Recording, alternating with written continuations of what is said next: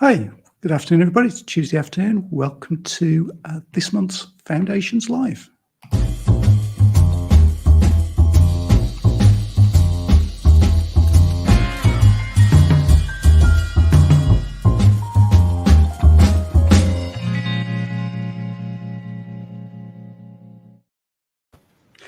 Hi, afternoon, everybody. Thanks for joining us again at this Foundations Live. I'm Paul from Foundations. I'm joined this week by Nick Ribblecombe from London School of Economics, who's going to speak in a little while about the links between housing conditions and social care. I think it was probably a good summary, isn't it, Nick? So pleased to meet you, and we'll hear from Nick in a few minutes' time. And then we'll start with David and Ruth, who've got a new book about home adaptations coming out. So just a few introductions, and we'll hear from David and Ruth first, and then we'll hear from Nick in a little while. Foundations Live. Right. So afternoon, everybody. It's good to have you on this slightly rainy Tuesday afternoon.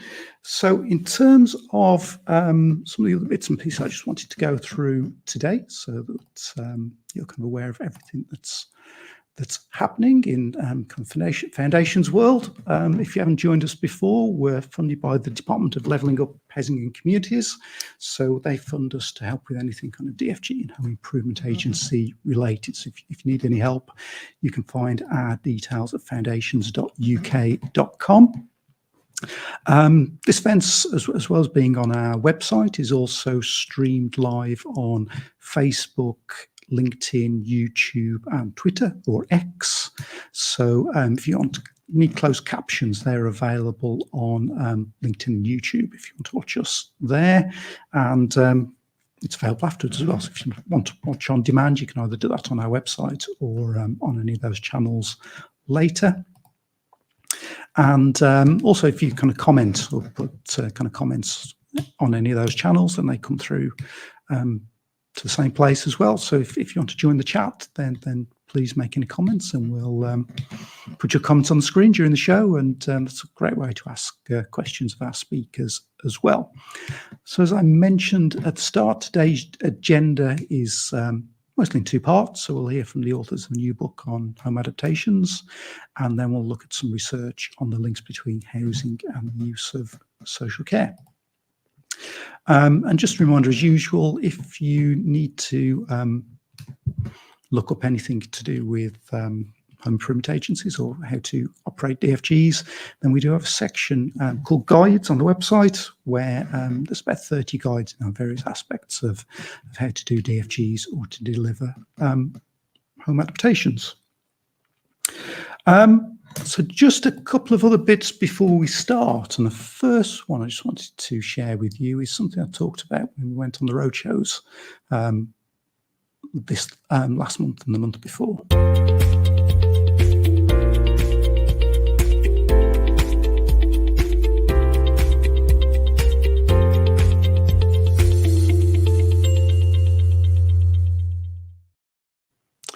So I think usually in the press, when DFG is featured, it's usually where something's gone wrong or there's been a bad news story. And we'd like to hopefully try and change that narrative, because there are about 80,000 DFGs done every year, adaptations done with DFG funding of some sort. And almost all of those are good news stories and help people live independently and safely in their own home. So we'd like to share a few more of those. So what we'd really be grateful if you would do is send us your stories of great adaptations that you've been involved with. And we reckon if we just had one from each local authority, then we'd have a good 300 to share, kind of pretty much one a day for the whole year, to really just kind of change that narrative around DFGs and show some of the good things that the DFG funding does and the good things that you do every day of the week. So link in the chat. There's a simple form you can fill in. We don't need a great deal of detail. We'll be using them on social media, but we haven't got the stories, so we need your help to generate those stories or share those stories with us, and then we'll share them with the world. So just, I say, 5 minutes of your time. If you can share one of your good news stories from a DFG, and we'll share them more widely, and hopefully we get up to 300 stories over the next year or so. And the other thing I just wanted to remind you of, if you weren't aware already,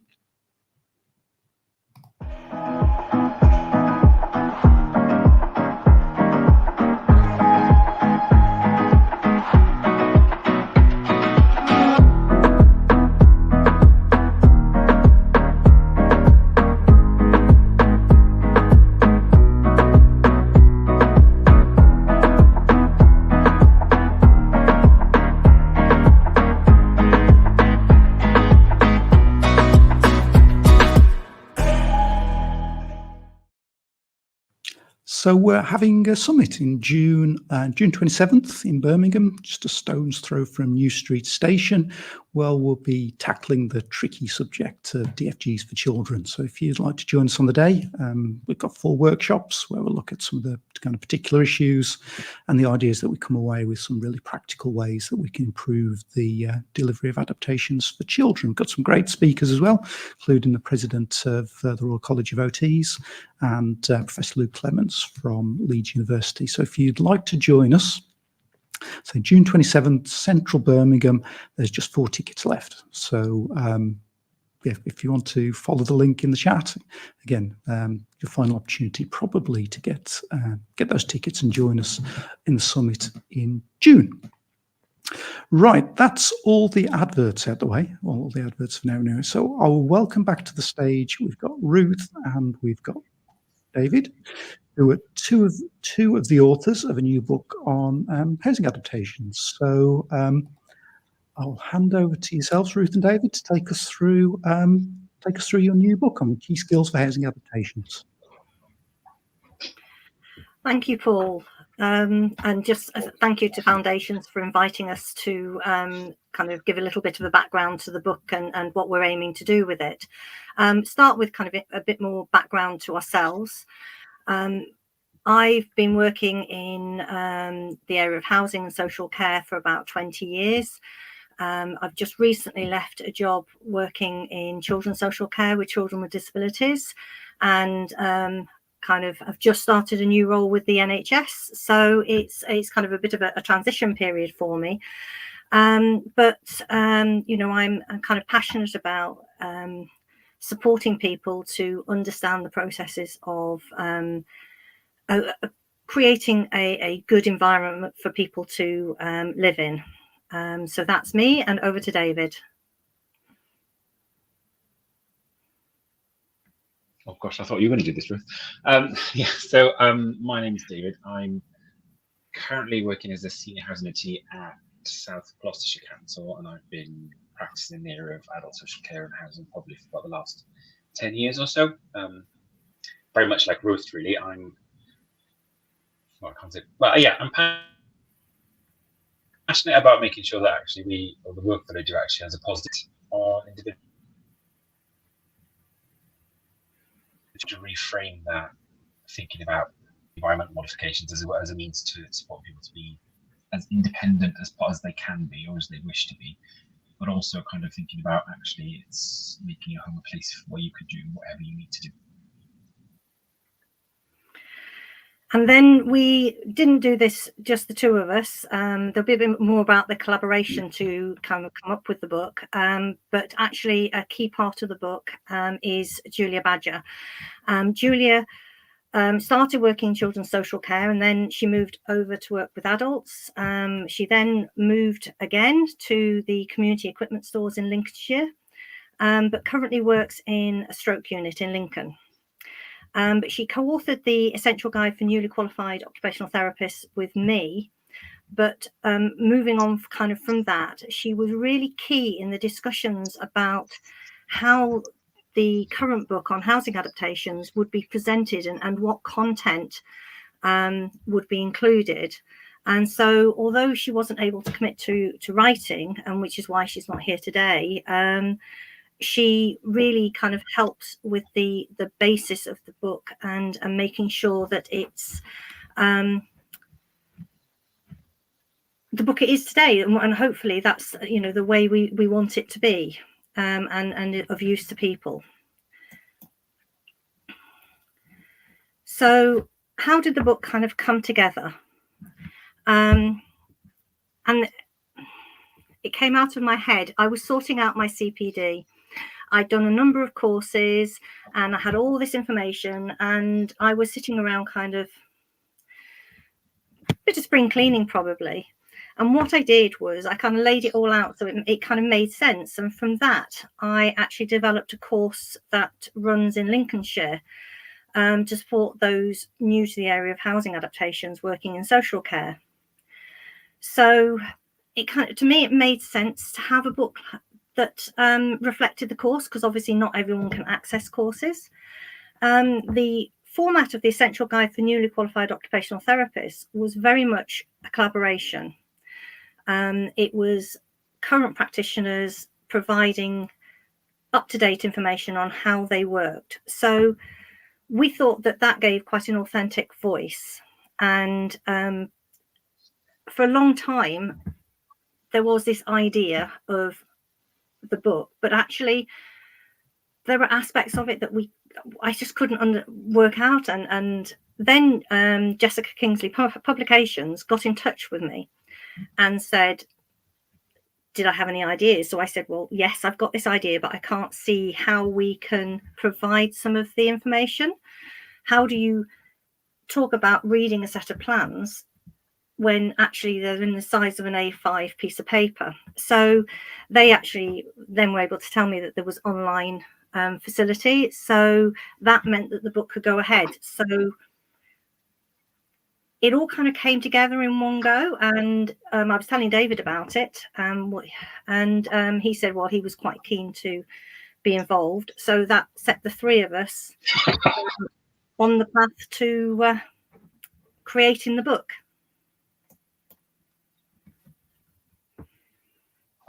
David. Thank you, Ruth. I'm not sure whether I'm unwitting volunteer. But no, I mean, in terms of what Ruth is talking about, actually, we did feel that there was a need. Well, I felt there was definitely a need for something like this. I mean, there are some other books that have been written on adaptations, but none kind of in the focus that our book has taken. So in terms of what we wanted, we didn't want our book to be a textbook, first of all. So what you won't see in there is reams and reams of theory.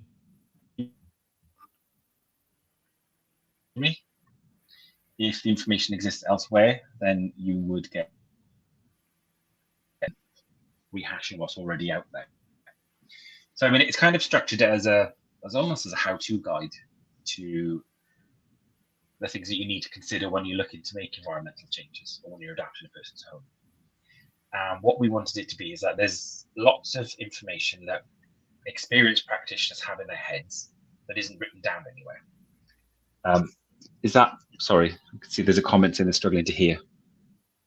Is that me or is that somebody else?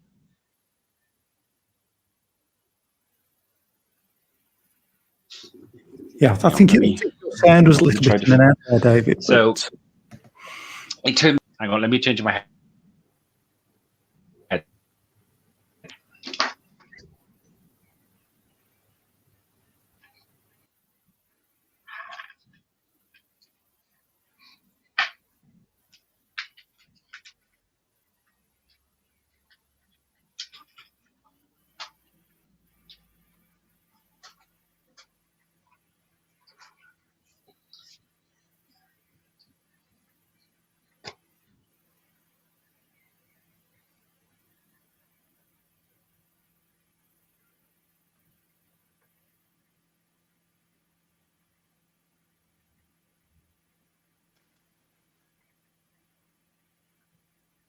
Easily. So, well, hopefully you can hear me now. So, in terms of what we were looking at, we wanted this to be able to share kind of the skills and knowledge that practitioners have. We've got all this stuff built up in our heads, and it isn't really written down anywhere. So, really, what we wanted to do was have a book or have a resource that would support new qualified practitioners to develop their skills and actually think about how they consider when they're making environmental changes to somebody's home, and also to reflect on their practice and the approaches that they're taking. But also it was to, hopefully, it would help experienced practitioners to actually sometimes rethink or relearn some of the things that they may have forgot. And we felt that actually having the book actually reflects what we felt is the OT process. So it's reinforcing the need to work collaboratively with your end user and also everybody who's involved in the delivery of home modifications. I think that's it, Ruth. So what we kind of wanted to focus on was a book, as David said, that is different to what is out there. So it's to facilitate learning, and we again, that person-centered practice, and it's contextualized. And many of the books are written by overseas authors. So this one is very much considering UK as a whole, and trying to reflect the differences that there are across the 4 nations. It is written by current UK-based practitioners. Whilst there is a lot of experience from people who've moved on from that area of practice, we wanted to keep it with people who are practicing in the area of housing currently. And then, as I mentioned previously, there is actually online content, which we'll mention later, but that is a key difference. It expands the amount of information and options that we could provide. And throughout the book, there are practical exercises. So it's enabling people to kind of not only read, but actually to try out and consider. So it's a practical way to expand on knowledge, whilst also kind of generally most people are in the role that they're needing to do. So it's not written in a way that you would read it from front to rear cover. People can go in, pick out a bit. So you might be looking at some of the practical skills and considering those, but also be working with someone where you need to actually consider a very specific area of adaptation. So you can dip in and out, but hopefully progressing and increasing knowledge while you're doing that.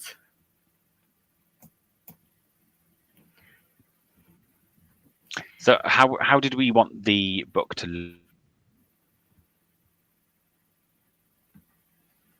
A book that you have to go from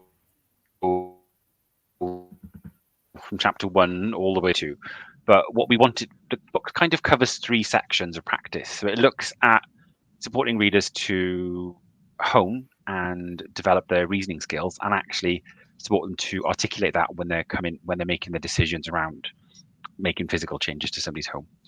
And also we wanted it also considers, it looks at some of the legislation that's available and kind of some of our duties, but also how we actually engage the individual or the end user in the actual process of making the physical change to their environment. Because if we're not successful in that, then an alteration may not necessarily work how we envisage it to, or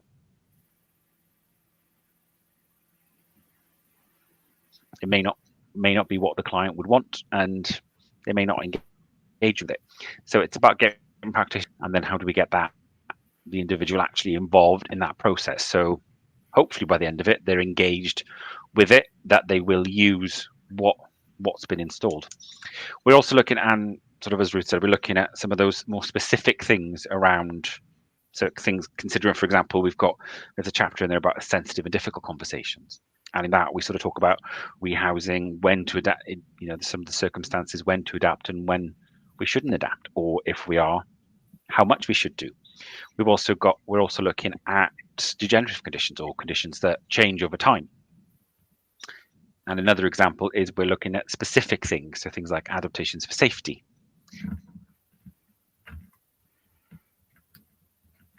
And also, in some of the more adaptations. So we want to look at those together. So it's not kind of just lumping everything in with the bathroom, because actually the things you do in a bathroom are very, very different. And so it's kind of helping practitioners reflect on what they're doing with the individual at that particular time. So looking at the first section, what we did was we looked at the process that we have to go through, those background things that are essential to creating an adaptation. But because this is about people and, you know, collaboration and everything, we actually ask people to, reading it, to actually start first chapter by reflecting on the meaning of home. It's something that we all have in some way, shape or form, and it's got so much importance to everybody, but all individual in different ways.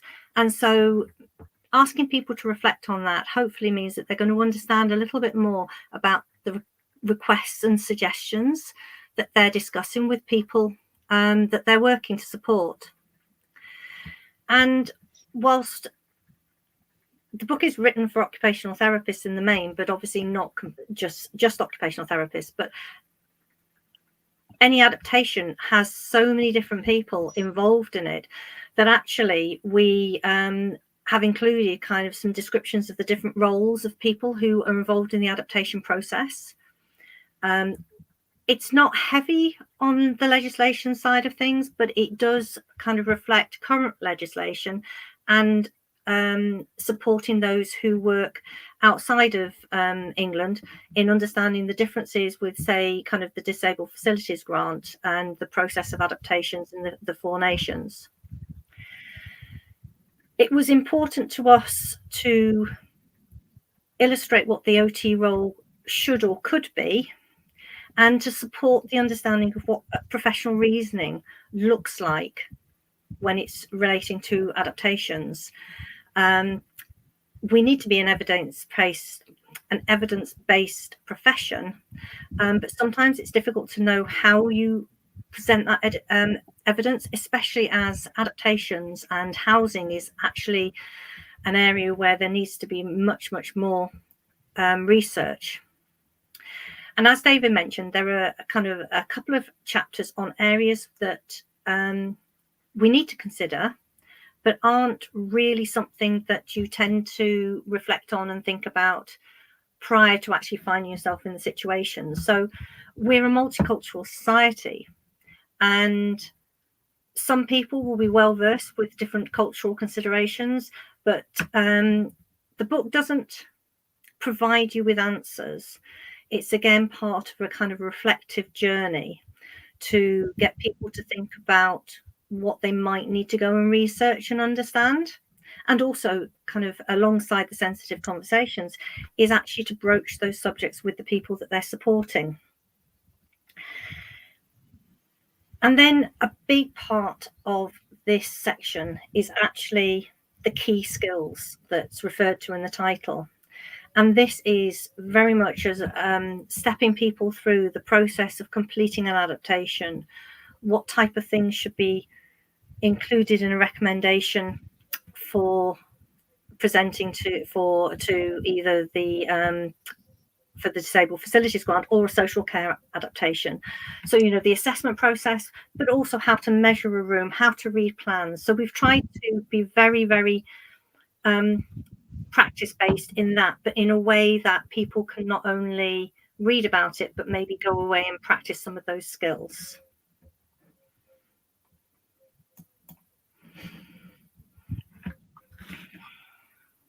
David?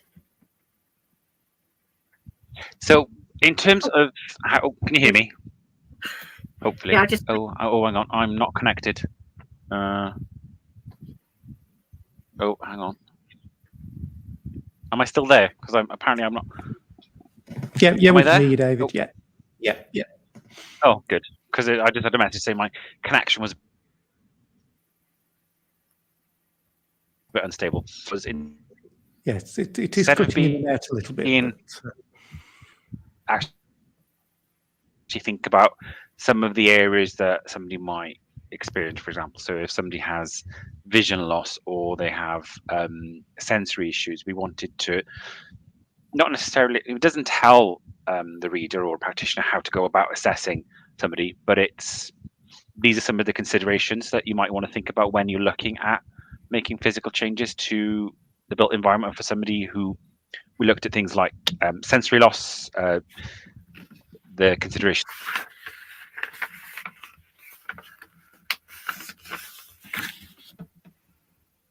for making changes for people, or different. I think we've called it different body shapes, didn't we, Ruth? Yeah. We're also looking at also those who might have, or those who live with cognitive impairments, and also supporting, making physical alterations for those with reduced mobility. And we also kind of focused some of the, and then we sort of more practical things around access adaptations, for example, things to think about, do that, who they do that with, what some of the solutions might be. Another sort of area that we've also looked at, sorry, I'm looking through the book, is around sort of how you enable some of those key day-to-day living tasks. So how does a person function in a bathroom? What do they do in the bathroom? How do we enable some or all of those tasks to be completed? Do we support somebody? Do we remove some of the required, do we talk about how actually those routines are structured? What practical things can we do in a bathroom,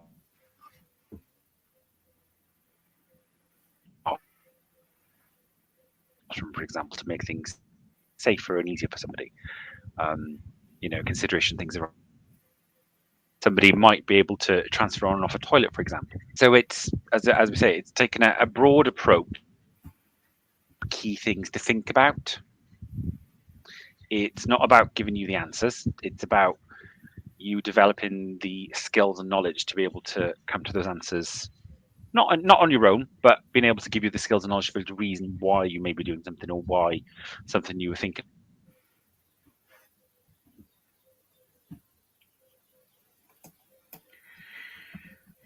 But not everyone will be working alongside Isn't the right someone. option.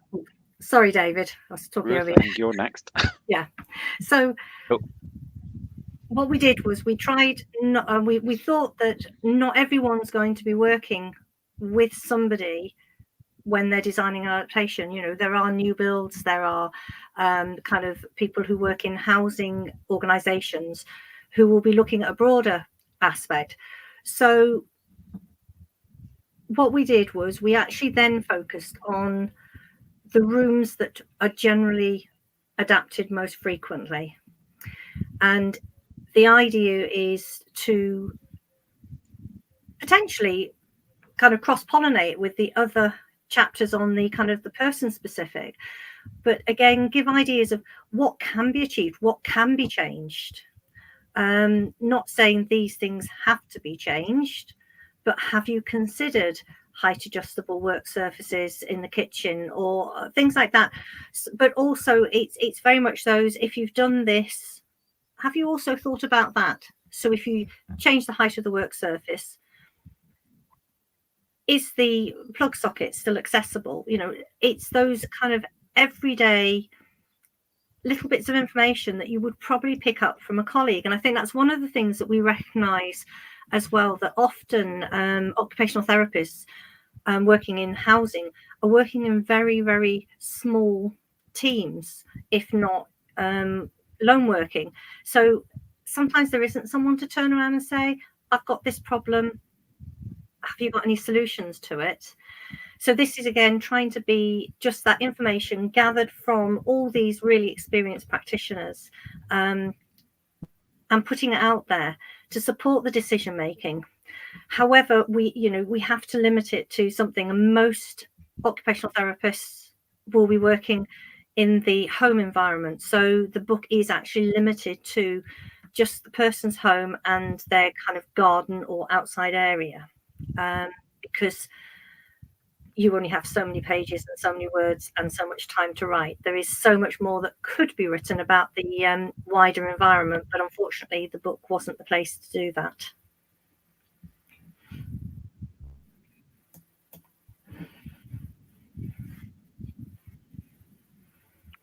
So in terms of, for us, there are lots of active learning opportunities. For example, we've got a wide range of online resources. So for example, as Ruth has been talking about, we've got quite an example of a full set of plans for a house, which you can use in the case studies to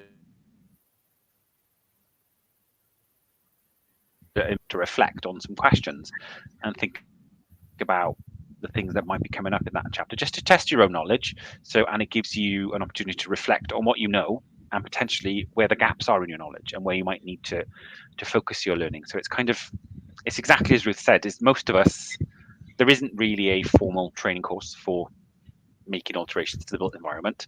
Most of us in practice have kind of picked up those hints and tips and those shortcuts from our colleagues over a number of years. But this is trying, especially with those who are new to practice or maybe working in isolation, is kind of hopefully going to give them the opportunity to develop some of those skills. And it's not just about sat there and reading it, it's about having that interaction. So hopefully the book is an interactive experience with the online resources that we have, and sort of directing you to think about your own knowledge and where the gaps might be and where the book may help plug those, or where you might have to go and often read some more.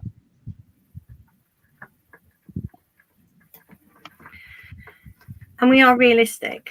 This is just a book. It's not going to tell everybody everything. It's not going to replace learning. It's not going to replace the conversations with your colleagues. There's so much more out there. It's just that, you might have to wait for a course to run or funding for a course. There are plenty of webinars and workshops out there.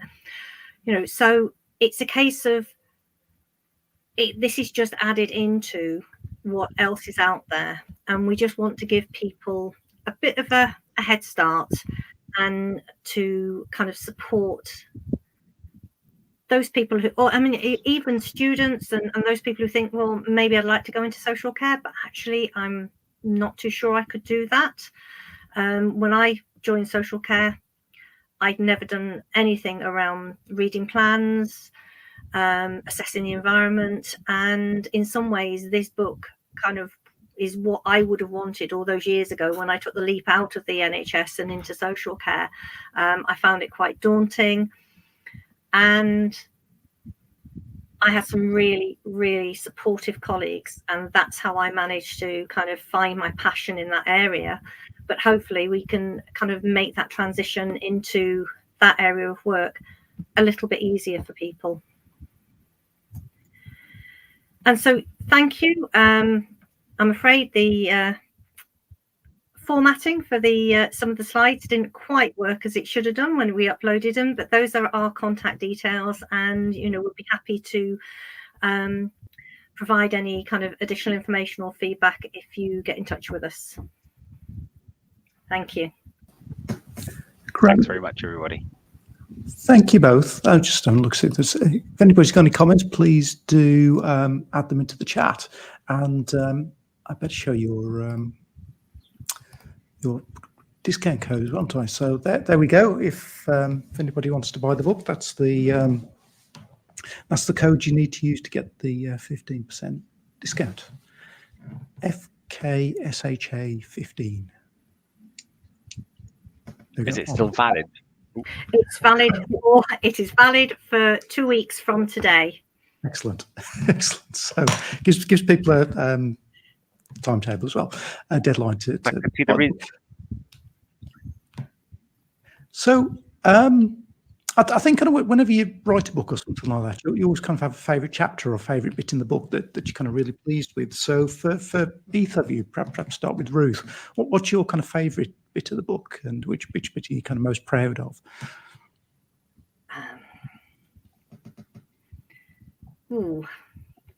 I think I learned so much. So I've been in children's social care for 19 years, and found myself writing about frailty, and had to go away and do a lot of kind of research and reading about something that I knew very little about. And I wrote that chapter and then passed it on to someone who was working in that area of practice, who I would have asked to write the chapter if I'd known them before. But, it's one of those things where you meet someone, you think,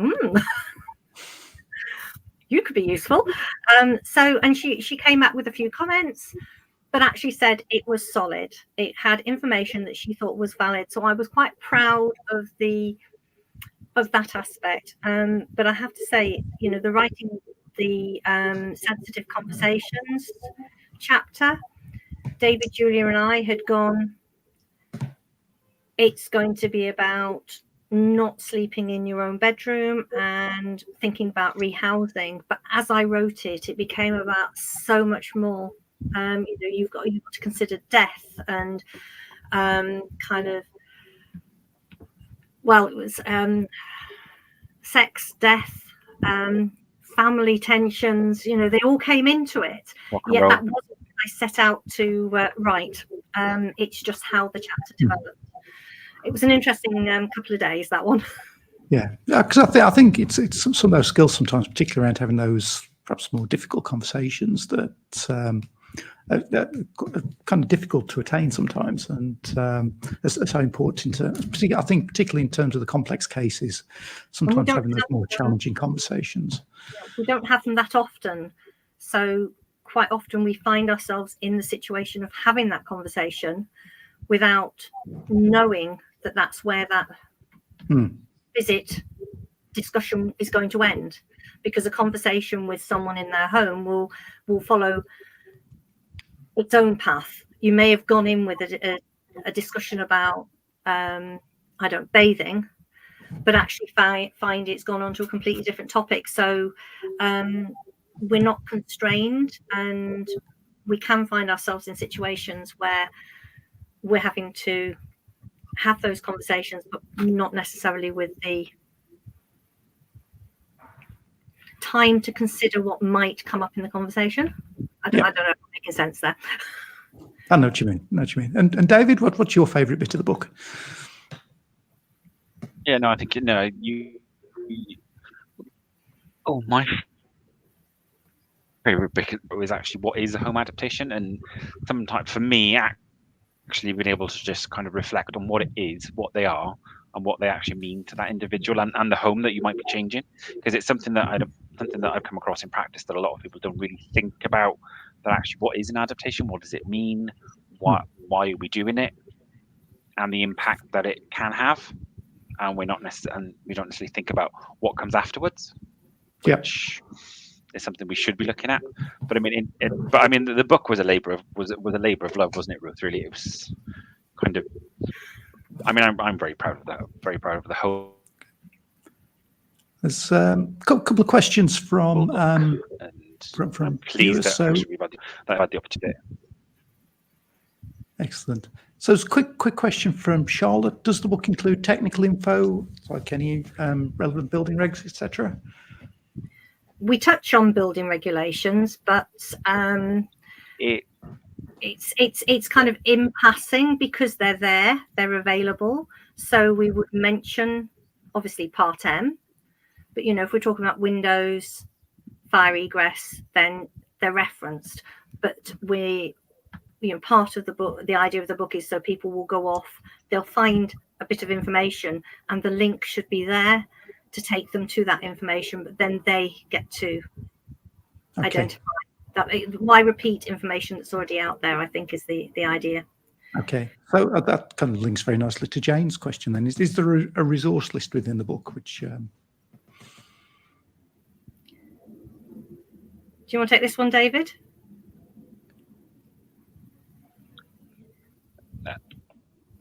There isn't a specific resource list, but as Ruth said, as you go through the book, there are particular areas that come up, like things like building regulations, fire regulations, those kind of things. We do point you in that direction. So, I mean, what you will see is that there is an asterisk or a star next to anything that's on our online that you can access from the online section of the book.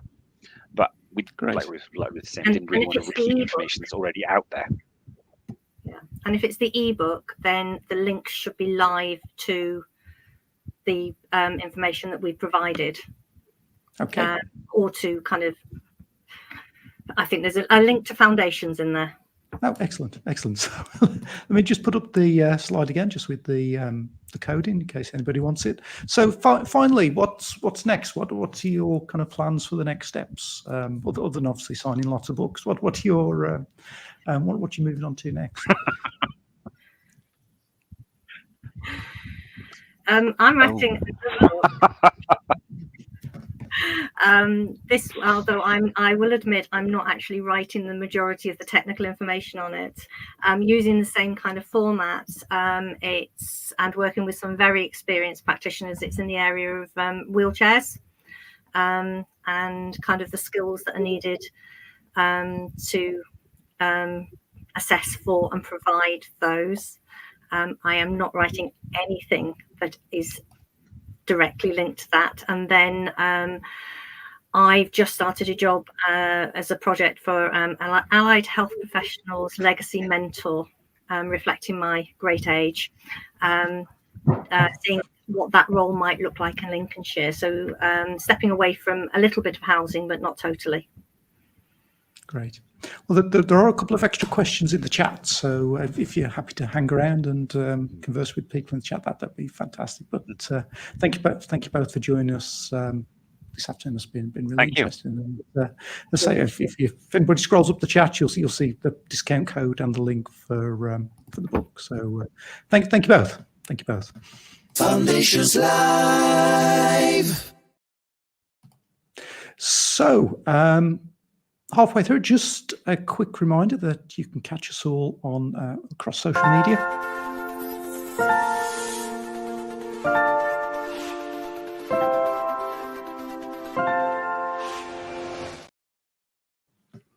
So for our second presentation of the afternoon, I'm very pleased to welcome Nick Brimblecombe from London School of Economics. Hello, Nick. Hi. Good to have you this afternoon. And let me get your slides up as well then. So, Great. Well, relationship between housing characteristics and people's social care needs and care use. So, over to you, Nick, and I'll move the slides along as you go through. Great. Thank you very much. And thank you for inviting me to come and speak here today. So I'm Nick Brimblecombe, and I'm a researcher at the Care Policy and Evaluation Centre at the London School of Economics and Political Science. This project was a 2.5-year project that finished earlier this year. And here's the rest of the research team. And I'm going to talk about some of the findings today. So the next slide, thank you. And I'll give you a bit of background to the study. Most older people wish to live in their own homes as they get older, but most importantly, to have choice over their housing and care situation. But a lot of homes for older people are unsuitable. Some of them are dangerous, and some of them are unsuitable in other ways. For example, some of the things that were mentioned in the presentation beforehand. And there's also a lot of inequality in housing quality, particularly across the country, but also rural and urban areas and so on.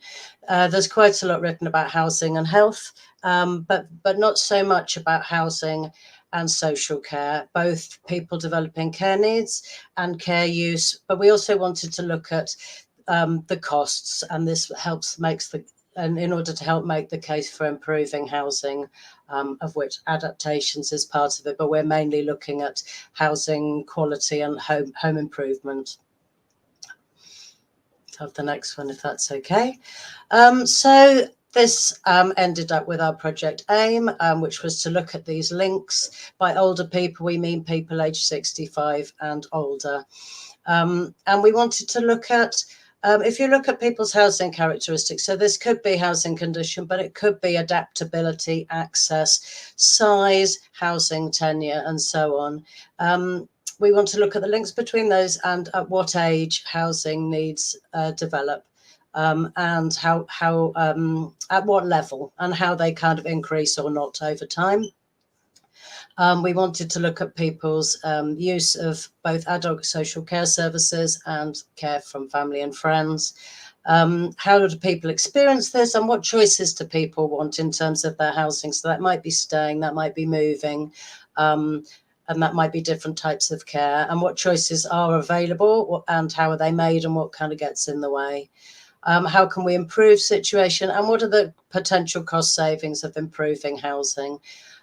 We used analysis of a large-scale data set in England, about 8,000 people collected every 2 years, so we can follow people through over time.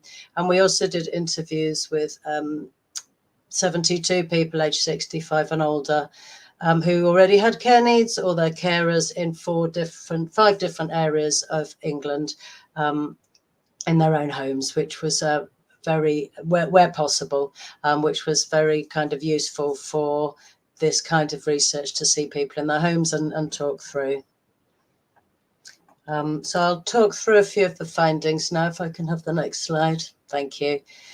So there were some very key themes that came out both from the survey and the interviews about what things do about people's housing affect whether they develop care needs, whether they receive help from that or not. And those are cold and damp and difficulties heating the home, repair and keeping the home clean and clutter-free, adaptability and adaptations, access and space. This wasn't necessarily lack of space. It might be room size, it might be number of bedrooms, but it might also be too much space or the wrong type of space. Housing tenure, private rented, social rented or owner occupied, and access to information and advice and use of information and advice.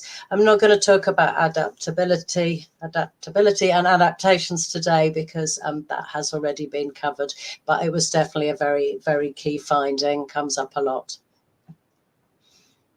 So I'll start by talking about cold and damp and difficulties in heating the home. So people with a lot of people with care needs may mean they need have a greater need for heating, which is obviously more costs involved. So this first person says, we're paying a lot of money for it because of the medication she's on with blood thinning and all that, and we have to have the house heated.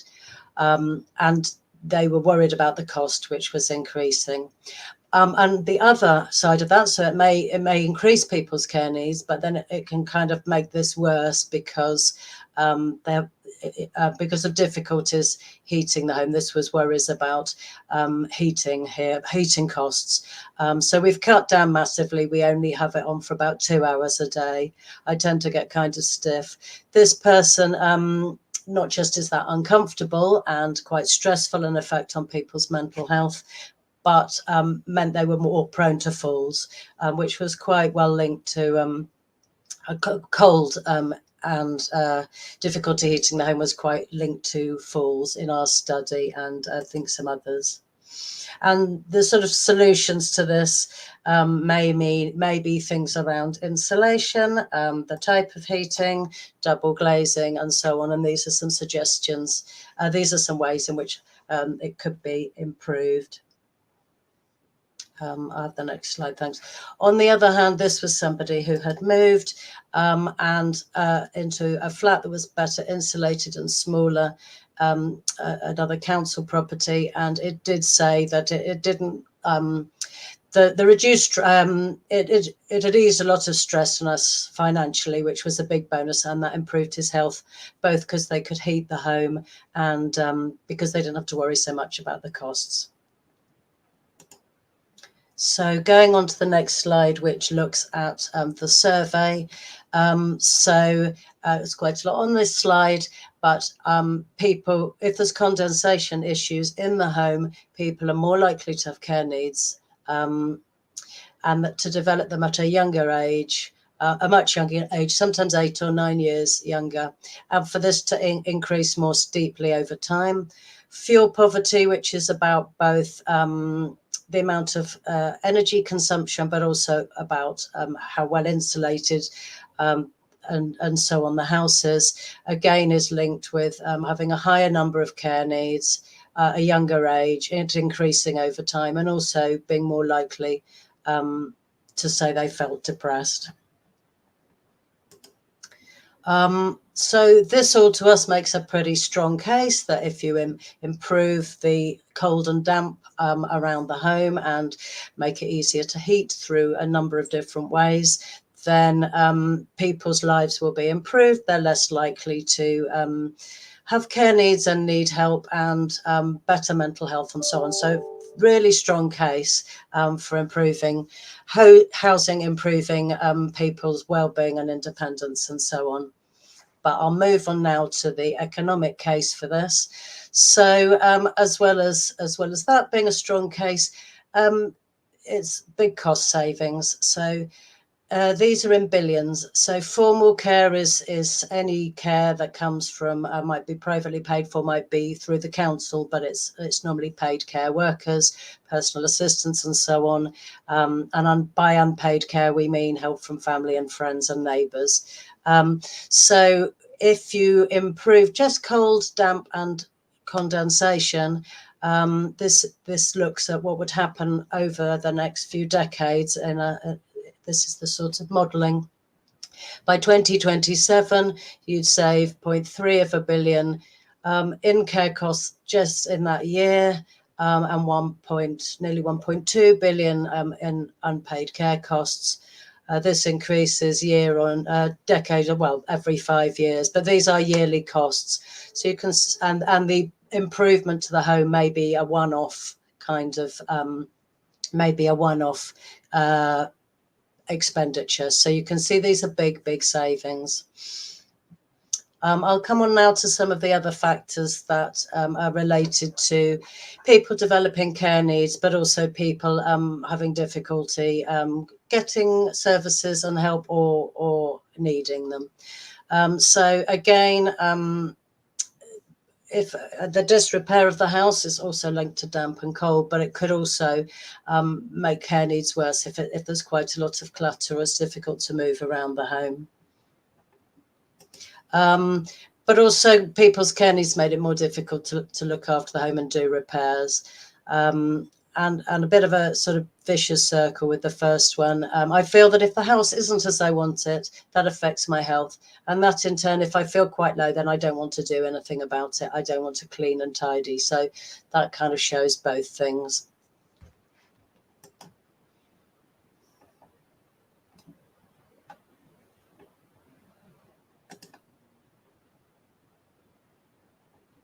So just kind of moving on, those are the two things I wanted to kind of mention to start off with of the various issues. But these things don't happen in isolation, and people often have more than one housing problem. And having more than the higher number of problems, again, was associated with people getting care needs at an earlier age, it increasing over time and being more likely to have them in the first place. And then I'll go on to the costs of this. So this is much higher because in the first slide I showed you on costs, this was about cold and damp. So this is reducing some of the other housing problems, which are things like damp and cold, of course, but also electricity and plumbing issues, noise, pollution, roof issues, vermin, and so on and so forth. So reducing these problems, most people have around no more than 3 of these, but if you reduce them to 0, again, the savings just in the first period in which we can do the modelling is 1.1 billion in formal care costs, 3.5 billion in unpaid care, which you can see dwarfs it, because it's the majority of care that a lot of people receive. So nearly 5 billion in total for this. And even just reducing the housing problem by one problem has savings. So I'd like to go on now to the to some things about housing tenure, which was really important in our study. So we found that people in council or housing association rented or private rented, there was a lot of issues around private rented, again, tended to develop care needs earlier and be more likely to have them, and for it to increase more steeply over time. And from the interviews, particularly again private rented, which is very insecure tenancy, as you know, it affects people's ability to stay in the home. location and neighbourhood. It was mentioned earlier about the kind of wider neighbourhood and environment that people live in being important, as well as the home. And it was very important in our study too, and people's ability to stay in that particular neighbourhood. Ability to stay in a home that's familiar. This was important to people in our study with dementia or visual impairment, and whether people invest in adaptations themselves, or whether the private landlord will enable them to do it or will do it. But we found that for housing associations and councils generally, there was a lot of help with repairs and maintaining the home, so it's a very positive thing. But people in private rented had a lot more difficulty making adaptations. And on the next slide, there's a quote which kind of describes someone's situation. In the first one, quite a long story, but the social services came round to assess her. She was in her late 80s and living, had been in private rented flat for quite a long time. And the social services came round to assess her and said, you need a handle in the hall to hold onto the kitchen steps and another one in the ensuite. But she needed written permission from the landlord, and she didn't want to. She was worried about being evicted, and she'd lived that for a long time. But the upshot of that meant that she couldn't use the shower independently because there wasn't a handle in it, had to have paid care workers. That didn't happen very often, so she couldn't bathe or shower as often as she wanted, and was quite sad about the situation and worried about the future if she needed more adaptations.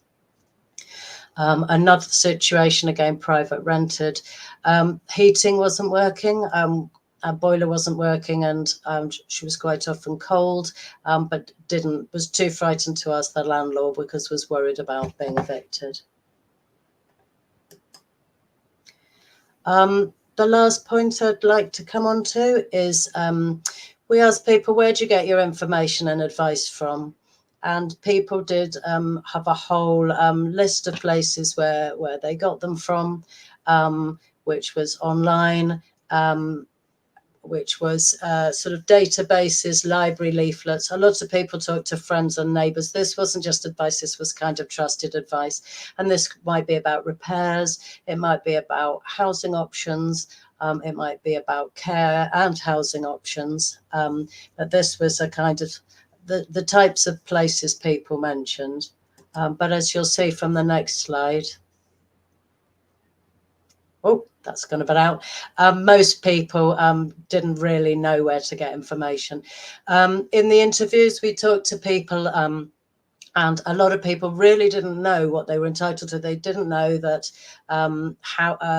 how it worked with means testing around care. They didn't know about adaptations and how that is differently means tested or sometimes not at all. Didn't know about grants, didn't know about benefits. A lot of people didn't. And when we said, oh, where do you get your information from? A lot of people really didn't know where to get it from. But this wasn't kind of very even, very equal. So people that had a bit more confidence or a bit of a knowledge of the system or good contacts or like extended neighbours and families meant they were more able to access information.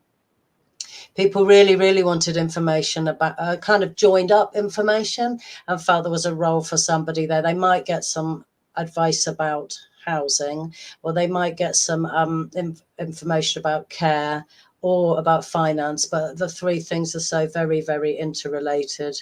They found that. So although some people did use online sources and were quite confident doing it, they said it was often quite specialist, bespoke advice that was needed. And people had some suggestions about where they might like to get information from. So I'll just do a quick summary. So a big issue was around condensation, damp and difficulty heating the home, but also people in our study both had more difficulty keeping the home clean, uncluttered, good state of repair, and needed it to be warmer, but also these issues also increase people's care needs and need for care services or help from family and friends and care costs. And as I've just said, people weren't very clear where to get information about options, rights and entitlements. But I think our overall message and finding is that if you improve people's housing, sometimes in quite small ways, it could make it easier for people to both live well independently, but also be cost saving in the longer or even the quite shorter term by reducing the need for care. So be really interested to know how all this links in with people's practice and people's thoughts on it. So last slide is just a disclaimer that I need to show, but it's also got my email on it. If you want any more of the findings or any more information or just any comments, please do feel free to contact me. Thank you. Great, thank you, Nick. That's really interesting. So, what I suppose, what would your kind of takeaways be for government? I guess with a kind of general election on the way, you've kind of showed that there's some kind of potentially big savings from improving homes or kind of adapting homes. Are there kind of particular elements that you think would be particularly effective?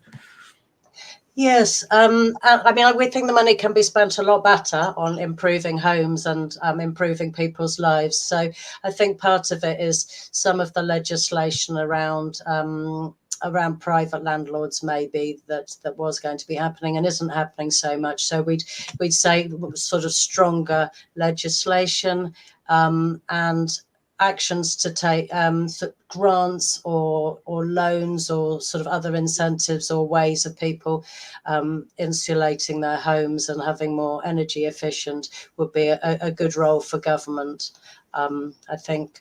And I think those would be our two main messages.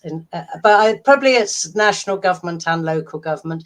The disabled facility grant obviously is really, really helpful for adaptations, and people would have found I mean, maybe this exists in some areas, but something similar for small repairs, that a sort of grant or loan that for small repairs, people often didn't know what to do about that, and that was exactly what they needed instead of, or as well as adaptations. So something along those lines, I think, would be really beneficial to people. Yep. Did you look at any kind of costs of improvements, repairs, or adaptations to kind of give a cost benefit or kind of return on investment? Is that kind of part of the report as well?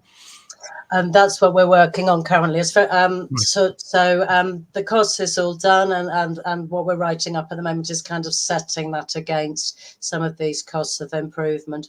But like, say, for example, insulation or double glazing, but they're going to be kind of dwarfed by these savings. But that's something we're currently just finalising.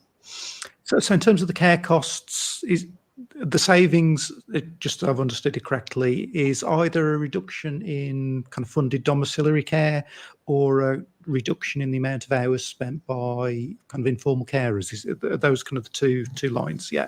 Yeah, it's all, yes, it is. That's right, domiciliary care.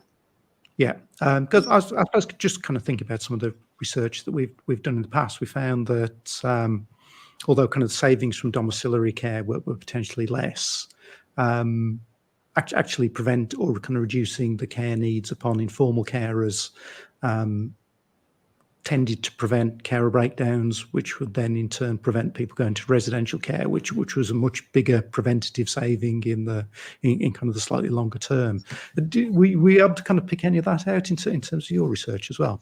Yeah, I mean, absolutely. And I think, although I think it is at a cost to unpaid carers who, it might be carer breakdown, but it might also be carers' own poor health, which has costs. There's probably quite a conservative costing, or having to leave employment, or many other effects of carers of providing this sort of help.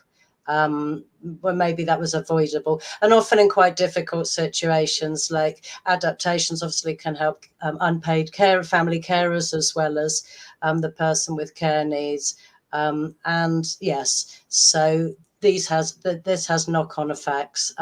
You could see situations which I haven't covered in this one, but where it was seen as too difficult or not safe for care workers to go in. So that would be a family carer, but obviously they're doing that in suboptimal situations. So no, we do see quite a lot of that, and there's a case to be made for the mental health and lives of carers as well. Yeah, absolutely. So Joanne should put a comment there. Is there anything that kind of the sector or kind of people working in local authorities or home improvement agencies could do to help you? You kind of mentioned continuing on the research. What comes next, and how can we help, I guess, is the question. We've got an event coming up next week with Centre for Aging Better, where we're kind of trying to put all the costs together. So they've done work on health, and ours is on social care, and there's others about environment. So we're that's one of the ways we're taking it forward with them. But any suggestions about how we, I think it's about how we can help kind of push the changes. You're probably more expert on that than us, but and the work going on in Wales, which is trying to get into law, the right to adequate housing for older people, has drawn on quite a lot of this cost work. Obviously, it's not just the cost. I'm not suggesting it's by any means the most important part of it, but it's quite a good lever for governments. So I think it's just kind of raising the profile of it, talking to people if you've got any contacts. I think they're often slow, incremental to get these changes in place, but I think there is a bit of a momentum. The government's interested in what we're going to do about increasing care needs, and it is interested in supporting carers. So hopefully we're part of a sort of drive in the right direction. Yeah, absolutely. And if people want to read the full report, where's the best place to get it? If you have to share a link.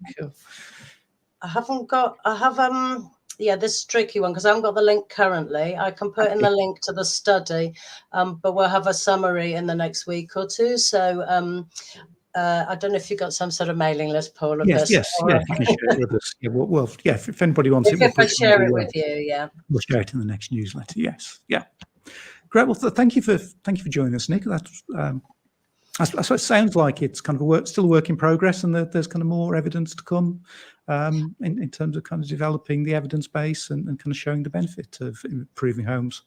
I think we're nearly there, but I think in the next couple of weeks it'll all be. But obviously, some publications take a long time. But in terms of the summary, it's pretty much all finished, and we're on to think about the next thing, which is the wider environment. I think the neighbourhood and local amenities. So and what more we can do with this. So thank you for letting me share some of the findings today. Right, thank you, Nick. It's been really useful. Thank you. Foundations Live. So thank you to Nick, thank you to David and Ruth for joining us today and sharing their knowledge and expertise.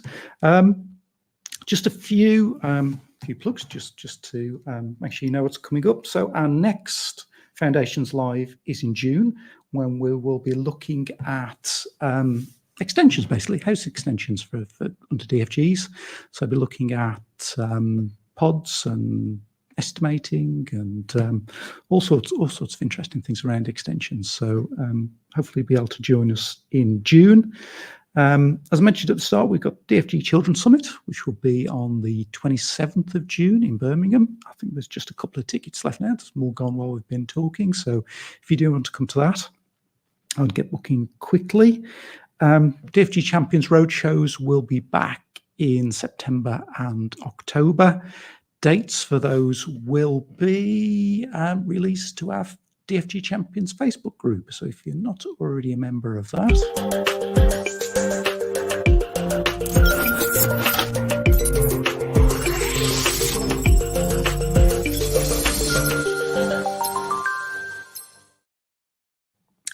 you can join at facebook.com/group/DFG Champions and join about 2,700 of your colleagues from around the country having discussions about this sort of stuff pretty much every day of the week. So I think that's everything for now. It's we've got quite a lot of stuff that we're developing here at Foundations HQ, which I'm in the office today. This is where we're going to be developing some new video content as well, as long as lots of other interesting things and exciting things that I'll be able to share with you over the coming months. So hopefully I'll see you on future Foundations Live at the Summit or at the roadshows in the autumn. But thank you for joining us this afternoon, and we'll see you again, hopefully next month. So thank you all.